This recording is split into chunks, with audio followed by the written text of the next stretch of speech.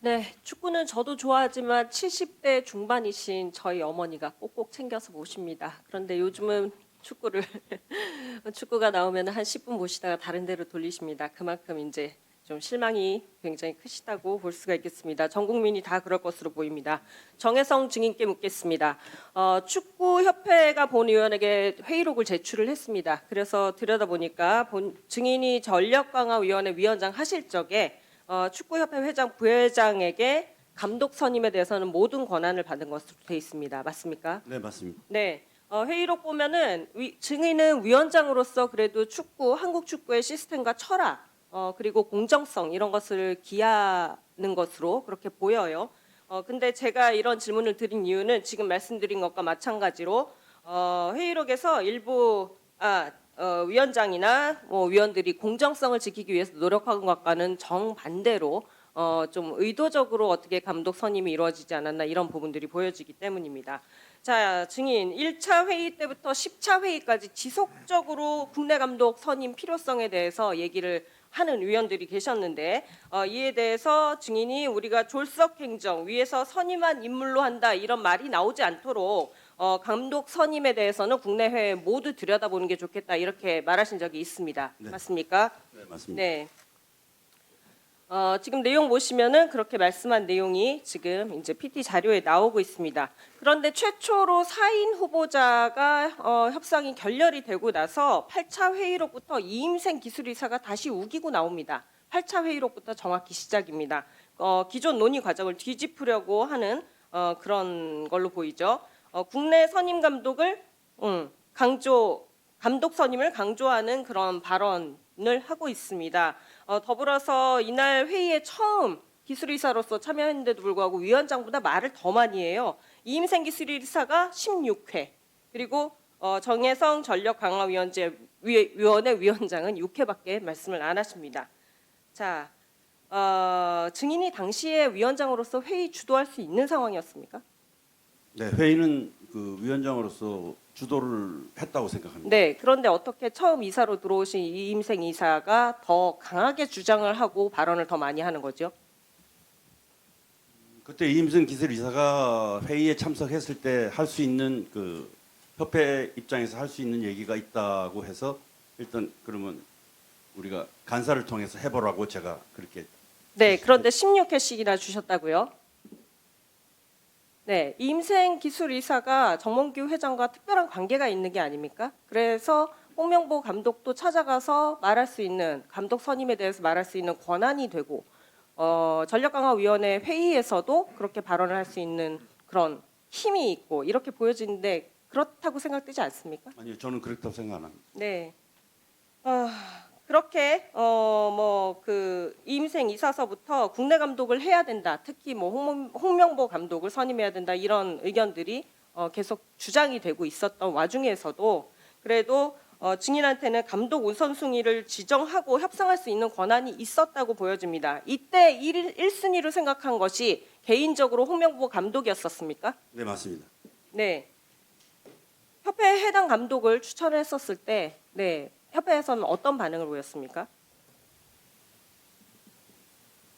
마지막 1, 2, 3순위를 결정을 하고 회장님께 보고를 드렸을 때 회장님께서 다 뭐 세 분 다 뭐 좋은 분 같은데 그 외국 감독을 한 번 더 나가서 한 번 더 비대면 말고 대면으로 한번 만나고 그리고 들어왔으면 좋겠다 이렇게 그래요? 말씀만 하셨습니다. 네, 됐습니다. 그래요. 그런데 이날 회의의 일주일 뒤에 전력강화위원장직에서 개인적인 사유로 사직을 하고 뭐라고 말씀을 하시냐면 언론에 사실을 이야기하면 정말 안 될 것 같다 이런 얘기하셨습니다. 네, 여기서 이야기하면 안 되는 사실이 무엇인가요?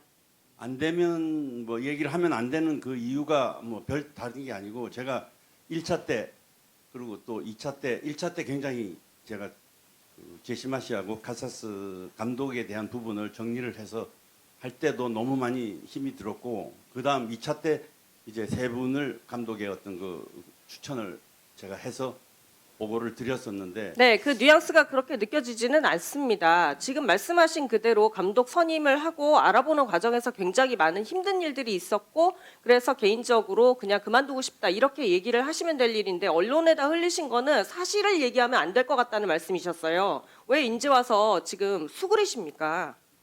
자, 됐습니다. 홍명보 감독 네, 증인으로 출석해 주십시오.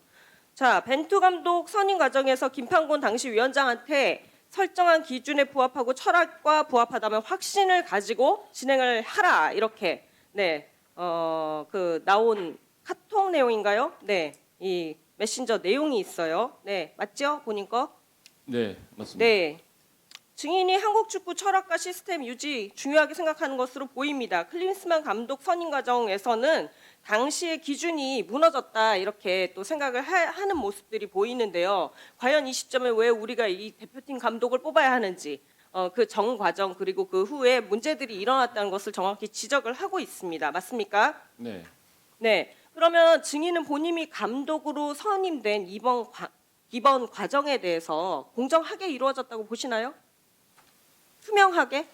저는 제가 한 번도 대표팀 감독을 한다라고 얘기하지 않았습니다. 아니요, 감독의 개인적인 생각을 물어보는 겁니다. 개인적으로는 네, 클린스만 감독을 선임할 때와 마찬가지로 이 선임 과정 중에 문제에 대해서 개인적으로 생각을 해보지 말고 객관적으로 생각을 해볼 때 이것이 투명하고 공정하게 절차가 이루어졌냐를 여쭙고 있는 겁니다. 제가 이거를 한번 경험을 해봤기 때문에 그 경험을 통해서 말씀드리면은 저는 뭔가 저한테 불공정하다거나 아니면은 특혜가 있다거나라고 생각하지는 않고 됐습니다. 근데 이임생 이사가 찾아가서 감독을 해보시는 게 어떠냐 이렇게 제안을 하잖아요. 그게 전력강화위원회에서 이루어진 게 아니지 않습니까? 아니죠. 저는 전력강화위원회에서 1순위로 올려놨기 때문에 제가 감독직을 받은 거였습니다. 제가 혹시라도 2위라든지 3위라든지 했으면은 저는 받지 않았겠죠. 근데 저는 전력강화위원회에서 1순위라고 제가 이임생 위원한테 그 얘기를 들었기 때문에 저는 감독직을 받아들인 겁니다. 그게 거의 아까 말씀하시기로는 거의 가서 이렇게 부탁을 하는 식으로 해가지고 아까 부탁이라는 하셨다고 말은 맞진 타카 않고요. 의원님이 말씀을 부탁이란 말은 맞지 하셨는데요. 않습니다. 예. 네, 그런 과정들이 다 공개된 그런 위원회 내의 회의 시스템으로 해서 회의록이 분명히 있고 이런 과정으로 되질 않은 거기 때문에 지금 공정하다고 안 보는 것입니다. 팬들은 그렇게 생각을 하는 거예요. 그러니까 제가 전력강화위원회 안에 없었기 때문에 제가 그 모든 내용이나 이런 것들은 알 수가 그러니까 없지 지금 않습니까? 객관적인 생각을 여쭤보고 있지 예, 않겠습니까? 객관적인 생각은 네. 저도 이거를 한번 해봤는데 네. 저한테 뭔가 특혜가 있다라거나 생각하지는 않습니다. 특혜가 있지 않다고요? 네, 특혜가 없는데 위원회를 통하지도 않고 이렇게 개인적으로 연락을 해도 되는 겁니까, 이임생 이사가?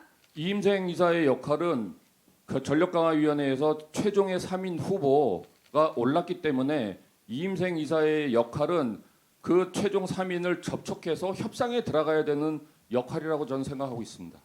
협상에 들어가야 되는 역할이고요. 네.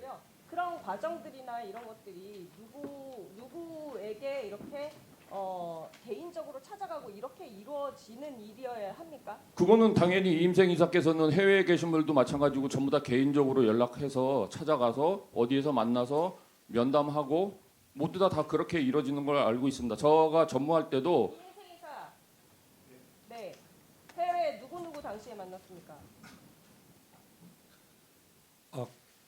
왜 바로 대답 못하시죠? 아니, 날짜를 기억하려고 그랬어요. 날짜가 아니라 당시에 홍명보 감독이랑 지금 홍명보 감독이 말씀하신 유럽에 가서 거스포엣을 만나고요. 그 다음에 다비드 바그드를 만나고 그리고 5일 날은 홍명보 감독님을 만났습니다. 자, 김재훈 의원님, 예, 부족한 부분은 보충 질의를 활용해 주시기 바랍니다.